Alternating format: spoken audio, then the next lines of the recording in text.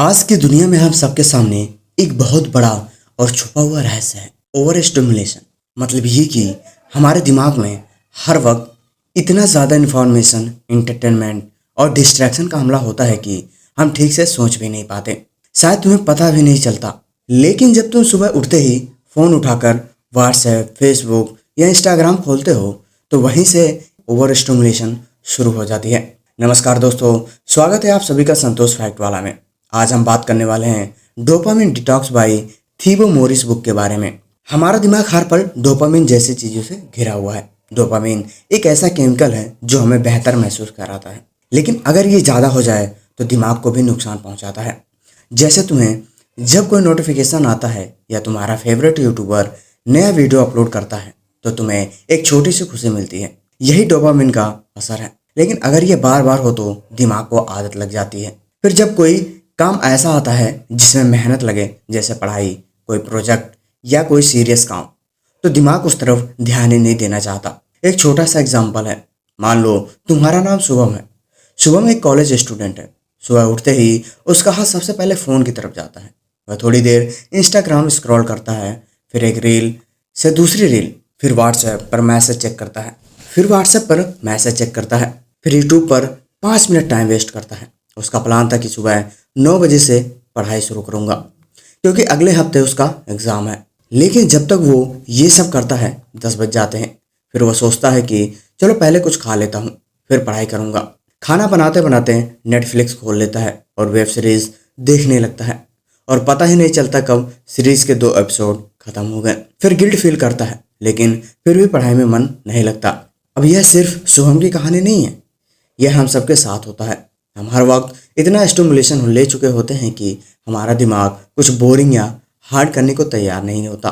कोई भी काम जिसमें थोड़ा भी धैर्य, फोकस या अटेंशन चाहिए, उसे करना मुश्किल लगने लगता है। असल में हमारे दिमाग को एक तरह की लत लग जाती है इंस्टेंट रिवार्ड की। वो रिवार्ड जो नोटिफिकेशन से, सोशल मीडिया लाइक से, रील से या चॉकलेट खाने से मिलता है।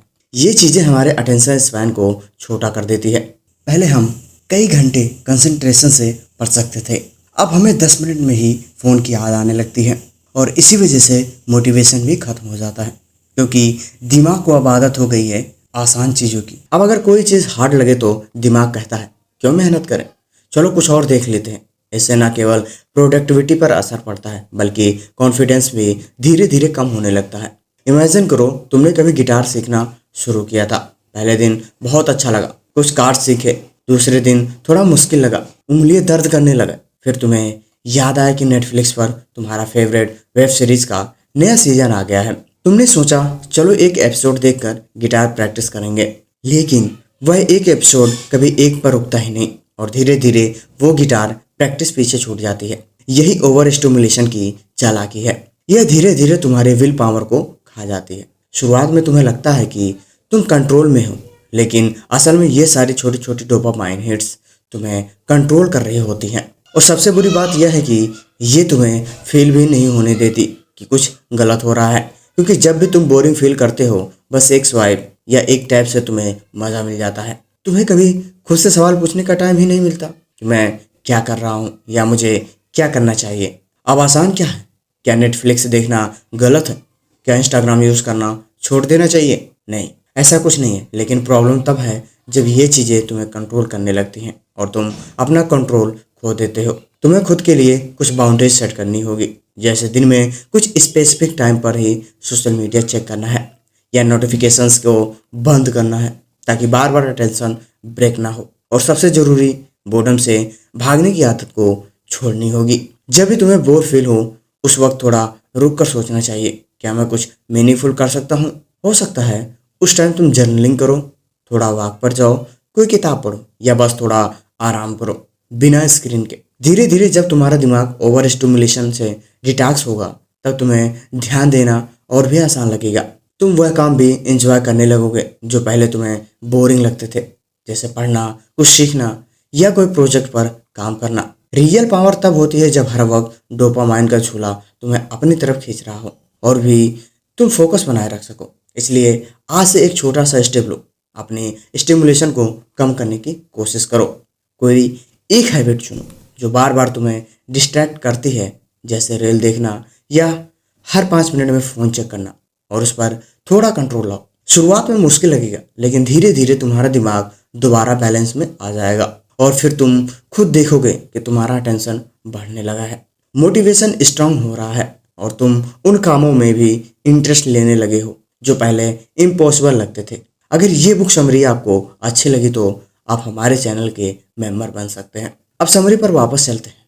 ओवर स्टिमुलेशन से लड़ना एक प्रोसेस है, लेकिन अगर तुम इस पर काम करोगे तो खुद को सबसे फोकस्ड और पावरफुल वर्जन देख पाओगे, क्योंकि असली सेटिस्फैक्शन नेटफ्लिक्स की वेब सीरीज देखने में नहीं, बल्कि उस काम को पूरा करने में है जो तुमने खुद के लिए तय किया था। आजकल हम सबका एक कॉमन सवाल होता है, मुझे पढ़ाई में मन क्यों नहीं लगता, या काम में इंटरेस्ट क्यों नहीं आता है। ऐसा लगता है जैसे मोटिवेशन कहीं गायब हो गया है। पहले जो चीज़ें खुशी देती थी अब वह बोरिंग लगने लगती है। अगर तुम भी ऐसा फील करते हो तो इसका एक गहरा कनेक्शन है हमारे दिमाग के एक केमिकल के साथ। बहुत लोग सोचते हैं कि डोपामाइन सिर्फ प्लेजर या खुशी से जुड़ा होता है, लेकिन थीबो मोरिस अपने किताब में साफ साफ बताते हैं कि डोपामाइन एक्चुअली मोटिवेशन से जुड़ा होता है, ना कि सिर्फ प्लेजर से। जब तुम्हें किसी चीज़ की तरफ खिंचाव महसूस होता है, जैसे कुछ एक्साइटिंग देखने का मन करे या कोई काम करने की मन करे, तो यह सब डोपामाइन की वजह से होता है। अब सोचो, जब भी तुम कोई टेस्टी फूड देखते हो,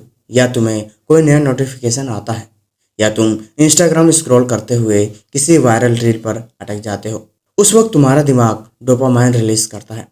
यह तुम्हें सिग्नल देता है, यस यह चीज़ मज़ेदार है और इससे रिवार्ड मिलेगा, इसलिए तुम उसे बार बार करना चाहते हो। यही डोपामिन का रोल है, तुम्हें रिवार्ड पाने की तरफ पुश करना। अब इमेजिन करो कि तुम रोज़ सुबह उठते ही फ़ोन उठाते हो और एक एक करके व्हाट्सएप, इंस्टाग्राम, फेसबुक सब चेक करते हो। हर प्लेटफॉर्म तुम्हें एक नया डोपामाइन हिट देता है। तुम एक रील देखते हो, डोपामाइन मिलता है, और यह साइकिल बिना रुके चलती रहती है। तुम्हारा दिमाग इतनी बार डोपामाइन रिलीज करता है कि उसे अब हाई लेवल स्टिमुलेशन की आदत पड़ जाती है। अब जब तुम कुछ नॉर्मल करने बैठते हो, जैसे किताब पढ़ना या किसी असाइनमेंट पर काम करना, तो तुम्हारा दिमाग उतना डोपामाइन रिलीज नहीं करता और तुम फील करते हो कि यह तो बोरिंग है या इससे तो मज़ा नहीं आ रहा। असल में वो काम बोरिंग नहीं है, तुम्हारा डोपामाइन सिस्टम वीक हो गया है। अब उसे एक्साइटमेंट चाहिए, थ्रिल चाहिए, इंस्टेंट रिवार्ड चाहिए। एग्जाम्पल से समझो, एक लड़का है, नाम है विशाल। पहले उसे किताब पढ़ने का बहुत शौक था, हर हफ्ते एक नई किताब खत्म करता था। लेकिन फिर धीरे धीरे वो सोशल मीडिया में इंटरेस्ट लेने लगा। रील्स, मीम्स, यूट्यूब शॉर्ट्स उसकी डेली रूटीन बन गए थे। शुरू में उसे लगा कि यह सब सिर्फ थोड़ा रिलैक्सेशन है, लेकिन कुछ महीनों बाद उसने नोटिस किया कि अब जब भी वह किताब पढ़ने बैठता है तो ध्यान नहीं लगता। 2 पेज के बाद वह फ़ोन उठाता है, उसे वह एक्साइटमेंट नहीं मिलती जो पहले मिलती थी। असल में हुआ यह है कि उसके डोपामाइन रिसेप्टर्स को इतनी बार और इतनी तेज स्टिमुलेशन मिली कि अब सिंपल चीज़ों से डोपामाइन रिलीज नहीं होता। इसलिए पढ़ाई, रीडिंग या कोई भी लॉन्ग टर्म गोल वाला काम उसे खुशी नहीं देता, और जब कोई चीज़ खुशी नहीं देती तो नेचुरली मोटिवेशन भी गायब हो जाता है। इसलिए डोपामिन का सही बैलेंस बहुत ज़रूरी है। अगर डोपामिन को बार बार ओवर स्टिमुलेट किया जाए तो वह अपना असर खो देता है। इसे एक स्पीकर की तरह सोचो। अगर स्पीकर की वॉल्यूम हर वक्त फुल पर रखो तो धीरे धीरे उसके साउंड की क्लैरिटी खत्म हो जाती है। वैसे ही जब दिमाग डोपामाइन की बहुत ज़्यादा वॉल्यूम लेता है, reels, like, junk food, video games, constant notifications, तो वो सिंपल प्लेजर की क्लैरिटी खो देता है। अब इसका मतलब क्या है? क्या हमें डोपामाइन को रोक देना चाहिए? नहीं, क्योंकि डोपामाइन बुरा नहीं है, वह तुम्हारा दोस्त है। तुम्हें एक्शन लेने के लिए मोटिवेट करता है, लेकिन उसे सही तरीके से एक्टिवेट करना सीखना पड़ेगा। इसके लिए सबसे पहले तुम्हें अपनी ओवर स्टिमुलेशन हैबिट्स पर ध्यान देना होगा। एक दिन खुद ऑब्जर्व करो, तुम कब कब डोपामाइन हिट ले रहे हो। जैसे फ़ोन हर 10 मिनट में चेक करना, हर नोटिफिकेशन पर जंप करना, काम से बचने के लिए यूट्यूब खोल लेना, या हर काम के बीच में इंस्टा स्क्रॉल करना। अब सोचो, अगर तुम हर वक्त डोपामाइन ले रहे हो तो तुम्हारा दिमाग कभी भी रिचार्ज होने का मौका नहीं पाता है, उसे रिसेट नहीं मिलता है। इसलिए जब भी तुम असल में काम करने बैठते हो तो डोपामाइन ऑलरेडी खर्च होता है। इसका मतलब यह नहीं है कि फ़ोन को फेंक दो या हमेशा काम में लगे रहो। इसका मतलब है कि हर दिन कुछ वक्त ऐसा रखो जहां तुम लो स्टिमुलेशन चीज़ें करो, जैसे वॉक पर जाना, बिना फ़ोन के पेपर पर कुछ लिखना, शांत होकर बैठना या दिमाग को बस सोचने देना। जब तुम ऐसा करते हो तो तुम्हारा दिमाग धीरे धीरे रिसेट होता है। फिर तुम्हें किताब पढ़ने में भी वही डोपामाइन मिलना शुरू होता है जो पहले गेम खेलने में आता था, और तभी मोटिवेशन भी वापस आ जाता है। एक और तरीका है इंस्टेंट रिवार्ड सिस्टम बनाना। मतलब पहले मेहनत वाला काम करो, फिर रिवार्ड लो। जैसे अगर तुम्हें 30 मिनट पढ़ाई की तो 10 मिनट रील देखो। इससे तुम्हारा दिमाग सीखता है कि रिवार्ड पाने के लिए पहले एफर्ट्स ज़रूरी है, और यही हैबिट मोटिवेशन को वापस लाती है। कई बार हम सोचते हैं कि हमें मोटिवेशन चाहिए, लेकिन असल में हमें डोपामाइन के सही इस्तेमाल की ज़रूरत होती है। मोटिवेशन अपने आप आएगा जब तुम्हारा दिमाग फिर से नेचुरल रिवार्ड्स को एंजॉय करने लगेगा। अब एक छोटी सी ट्रिक, जब भी तुम्हें कोई काम शुरू करना हो और मन ना हो तो बस 5 मिनट के लिए उसे शुरू कर दो, सिर्फ 5 मिनट। जब तुम शुरू करते हो तब दिमाग डोपामाइन रिलीज करता है, और वो स्मॉल स्टार्ट तुम्हें आगे बढ़ने के लिए पुश करता है। एक्शन डोपामिन को बढ़ाता है और डोपामिन मोटिवेशन को। डोपामिन की सबसे मज़ेदार बात यह है कि यह फिनिश लाइन पर नहीं बल्कि जर्नी में रिलीज होता है। जब तुम किसी काम की तरफ बढ़ रहे होते हो, जब तुम्हें लगता है कि मैं प्रोग्रेस कर रहा हूँ, वही डोपामाइन पीक करता है। इसलिए जब तुम किसी गोल को छोटे छोटे स्टेप में डिवाइड करके अचीव करने लगते हो तो मोटिवेशन बना रहता है। तो अगली बार जब तुम खुद को डिमोटिवेट फील करो, ये मत सोचो कि तुम्हारे अंदर विल पावर की कमी है। सोचो कि शायद तुम्हारा डोपामिन सिस्टम ओवरलोडेड हो गया है। अब उसे थोड़ा पॉज चाहिए, थोड़ा डिटॉक्स चाहिए।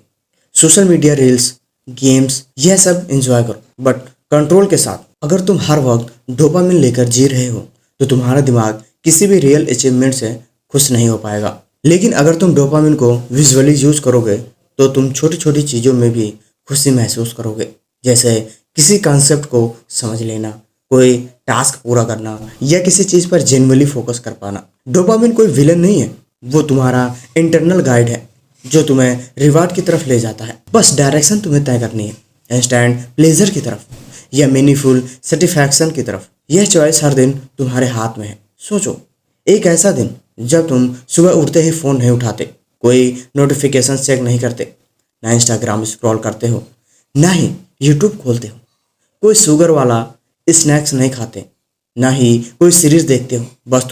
बस तुम हो और तुम्हारा थॉट्स। सुनने में थोड़ा बोरिंग लगता है ना, लेकिन यही बोरिंग चीज़ एक पावरफुल टेक्निक हो सकती है तुम्हारे दिमाग को रीसेट करने के लिए, जिसे कहते हैं डोपामिन डिटॉक्स। डोपामिन डिटॉक्स का मतलब यह है एक फिक्स्ड टाइम पीरियड तक खुद को उन सभी चीज़ों से दूर रखना जो तुम्हें बार बार क्विक डोपामाइन हिट्स देती हैं।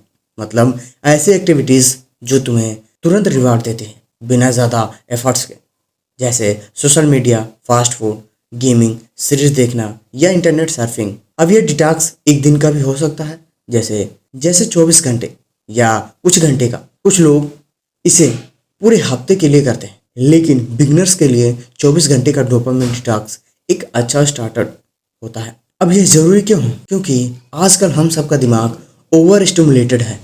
हर 5 मिनट में कोई नया मैसेज, कोई मीम या कोई नोटिफिकेशन हमारे दिमाग को स्टिमुलेट कर रहा होता है। इस स्टिमुलेशन से हमारा ब्रेन बार बार डोपामाइन रिलीज करता है, और प्रॉब्लम तब होती है जब यह इतना कॉमन हो जाता है कि नॉर्मल रियल लाइफ चीज़ें हमें डर लगने लगती हैं, जैसे कि पढ़ाई करना, किसी टॉपिक पर ध्यान लगाना, किताब पढ़ना या किसी मीनिंगफुल कन्वर्सेशन करना। यह सब हमें हार्ड लगता है क्योंकि इसमें डोपामिन इंस्टेंट नहीं मिलता। जबकि एक फनी रील देखते ही दिमाग कहता है यस, मज़ा आ गया, और दिखाओ।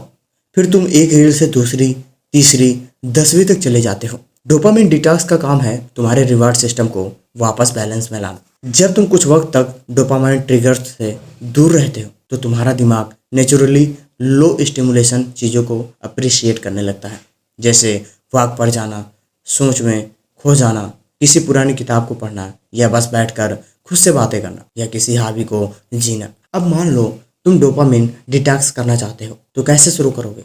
सिंपल है। स्टेप 1, डिसाइड करो कि किस दिन करोगे। संडे या कोई छुट्टी वाला दिन सबसे अच्छा रहता है। स्टेप 2, एक लिस्ट बनाओ कि किन एक्टिविटीज से डोपामिन ट्रिगर्स होता है, जैसे फ़ोन चलाना, स्नैक्स खाना या गेम खेलना। स्टेप 3, ये सब एक दिन के लिए बंद कर दो। कोई ज़्यादा प्रेशर नहीं लेना, बस एब्जॉर्व करो खुद को। स्टेप 4, प्लान कर लो कि डिटॉक्स डे में क्या करोगे। वॉक करोगे, पढ़ाई करोगे या घर के छोटे काम। स्टेप 5, डिटॉक्स के बाद अपने थॉट्स लिखो। क्या महसूस हुआ, क्या मुश्किल लगा, क्या पीसफुल लगा। यह सब करने से तुम्हें समझ आएगा कि कितनी चीज़ें तुम्हारी एनर्जी साइलेंटली खा रही थी। और जब तुम उन्हें पॉज करोगे तो तुम्हारे अंदर एक नई क्लैरिटी, एक नई मोटिवेशन जन्म लेगी। इंपॉर्टेंट बात यह है कि डोपामिन डिटॉक्स कोई पनिशमेंट नहीं है, यह एक गिफ्ट है जो तुम अपने दिमाग को देते हो।